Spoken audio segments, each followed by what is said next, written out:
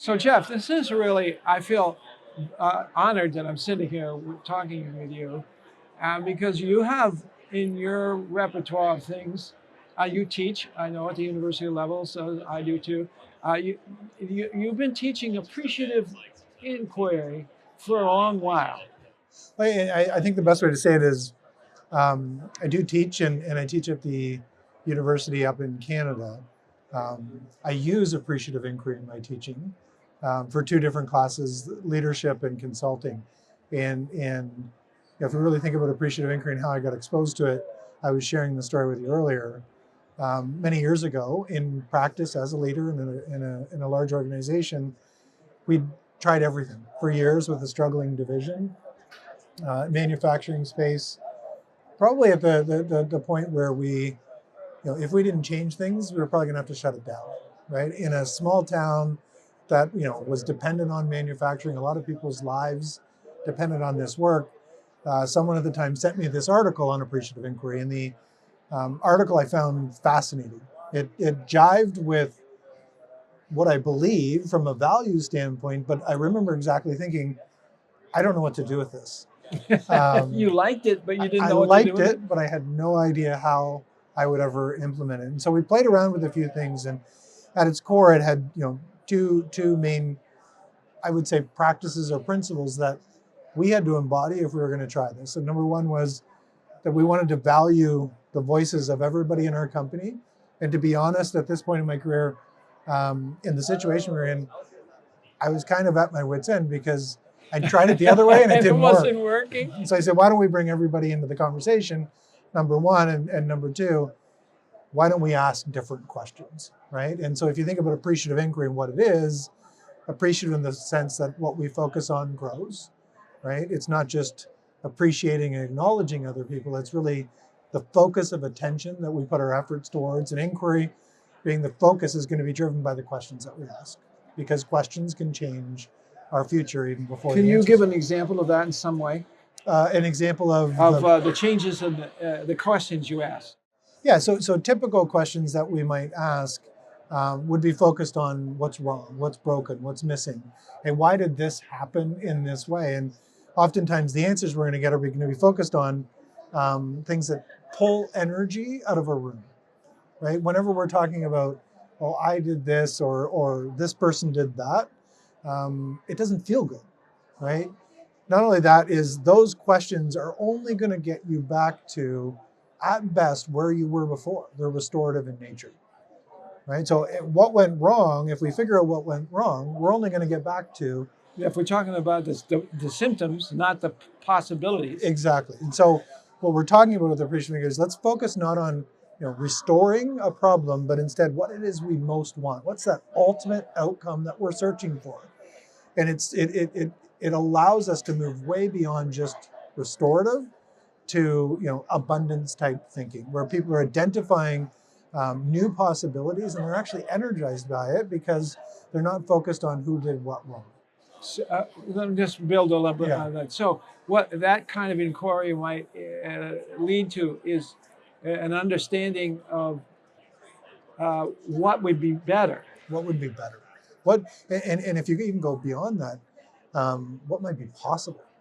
Or you mean we don't know what that. We don't know what it is. Yeah. And a lot of the times the organizations that we work with, we go in and saying, as leaders, and I know this for me, is I didn't even know what was possible when we actually brought people into conversations and asked different questions.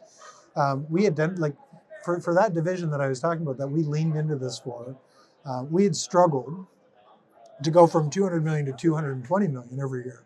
It was just the volume? Well, that was the sales volume. And then when we brought in and asked different questions, we actually identified with everybody in the company a goal of winning $100 million of business that year. And at the time I thought, that's not even possible. I don't even know why we're thinking about this, but because people had co-created that vision for what it was we were going to achieve that year, and they had a say in coming up with the actions for how they were going to achieve it, we actually went on to win 130 million that year, and we hit the 100 by August. That's nice. It blew my mind. That is and nice. So as a leader, that's what we often say is with appreciative inquiry, we don't even know what's possible unless we're brave enough to ask different questions and have people in the conversation. To it sounds to me that what you're doing also is you're trying to stay away from the sacred cows that people are protecting but don't express, and don't want to go there for some reason or other. Is that a possibility? That's not an outcome of this, but it might happen, even though you'd say, okay, that's a sacred cow, we can't talk about it. Well, we often get this with leaders when we'll be coming into an organization. They bring a large number of people in the room. They say, well, what if someone comes up with an idea that we're not going to touch, or we don't have energy around them? What we say is, because it's a participatory process where you as the leader are in the same conversation with the other individual, and you're in a group of people, let's say of 8, and if 7 of those 8 people all say this is something we need to do or we need to change, and you're the leader that still says, hey. Yeah, you're the one protecting the turf that they don't want to touch, the sacred cow. The question you have to ask yourself is, if it is sacred and it's not touchable, you now have an opportunity with those 7 people to have a conversation around why. And in that conversation, if you can't shift the energy, then you have to ask yourself, maybe it's not so sacred. Yeah, maybe this isn't going to be. We're not looking at it quite the way we should, because it isn't going to be shifted. Well, and I love what you were talking about earlier, because everything's context specific. Yes. Right. And so in one context where you're having that conversation shaped by the questions that you asked, the team may have energy towards something, but they're missing context. And that leader has the opportunity to provide that additional context if it is something that you shouldn't be touching. Yeah. I mean, I was thinking about a context I had, which I mentioned earlier off screen, so to speak. And nobody was fessing up to what was really happening, and they didn't dare to do so. Even the most sanctity of it, they couldn't do it. Could not do it. And what was the situation? What was the environment that was happening? It was Enron. Okay. Oh, yeah. And what they were doing was offloading their losses to the subsidiary companies that they owned, and they got. On top of that, they had the auspices or the support of the accounting firm they were using, which was Anderson. And so that just wasn't going to come out. Yeah. Well, and I think the example you're talking about, I mean, what I would say is that if you're interested in appreciative inquiry, but there's certain values and integrity issues that you don't have, it's probably not going to work for you. No, but the point you make is that we're talking about, if you will, ordinary, non-ethical issues that have to do with the goals we believe are right for society, for our company, for our employees, and so forth. You see what I mean? Yeah. But the other thing is that you're talking about appreciative inquiry in the midst of what I would call political leaders. I don't mean politics as a report Democrats and others. I'm talking about people who are playing politics within the organization. Yeah. And there's a number of interesting problems with power and the impact that power has on not only the business and the outcomes you get, but the people's hearts. Yeah. And so I'm not looking for.